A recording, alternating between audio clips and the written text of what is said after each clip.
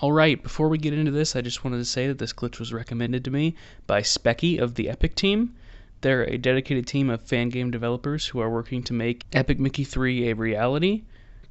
The game isn't very far in development just yet, but regardless, I hope you subscribe to their YouTube channel if you have any interest at all in this franchise. I'll leave a link to their channel in the description.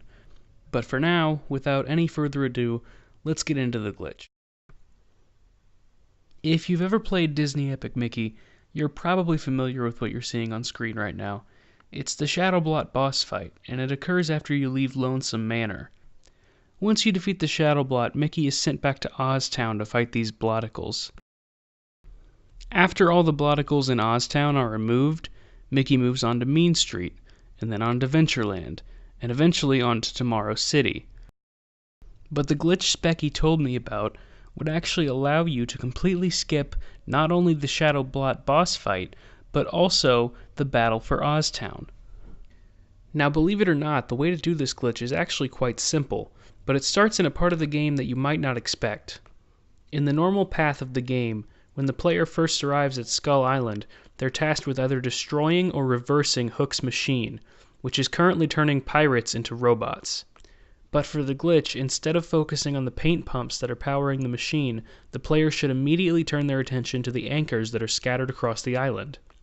This may seem irrelevant because the Shadow Blot boss fight is not until much further in the game, but as far as we know, the only way to trigger this glitch is to make sure that the machine on Skull Island is not destroyed or reversed. After all the anchors have been raised, the player is sent to fight Captain Hook. It's important to note that the Captain Hook boss fight has no effect on the outcome of this glitch, and the player can deal with him in any way they see fit. Once Captain Hook is defeated, the next step is to grab the rocket part that's on his ship. From here on out, there's going to be a long stretch of gameplay with no specific steps required, because the next step in completing this glitch doesn't take place until after Lonesome Manor. So later on in the game, after the player defeats the Mad Doctor, they're treated to a cutscene and then sent back to Bog Easy. Only now do we finally get to the next step in our glitch. You need to run up toward the shack and talk to Lewis. Lewis will inform you that pieces of the Bog Easy bell have disappeared, which will activate a quest for you to restore the bell. Once this quest has been activated, the player should then turn their attention to leaving to Mean Street through the projector screen. After returning to Mean Street, instead of proceeding through the game as normal, the player should then return to Ventureland through the other projector screen.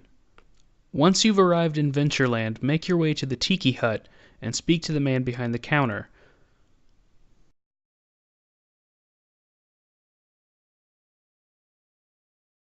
From here, you should be able to purchase a piece of the bell that Lewis is missing.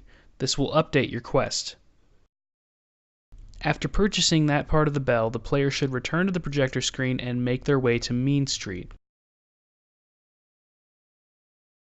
For whatever reason, when you return to Mean Street, it won't be in the state that it was when you left. It will instead be pushed into the state that it is after you exit Oztown and defeat the Bloticles.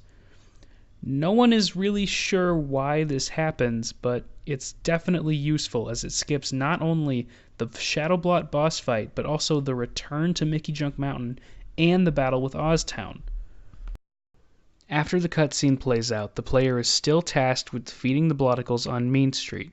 This is to be expected as we basically pushed ourselves further along in the timeline. After the battle for Mean Street is complete, the player simply has to play through the rest of the game normally. All in all, this glitch skips over a considerable amount of time that is usually spent playing the game.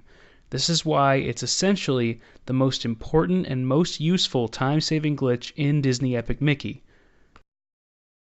One more thing that's important to note is that if the player decides to return to Oztown from this point, the game will crash. So make sure that you do not enter this projector screen whatsoever.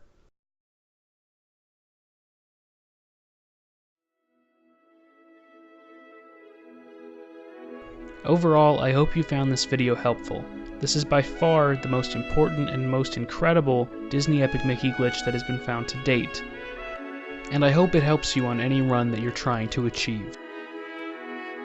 I hope to have more Disney and more Epic Mickey content in the future, but until then, I'll see you guys a little later.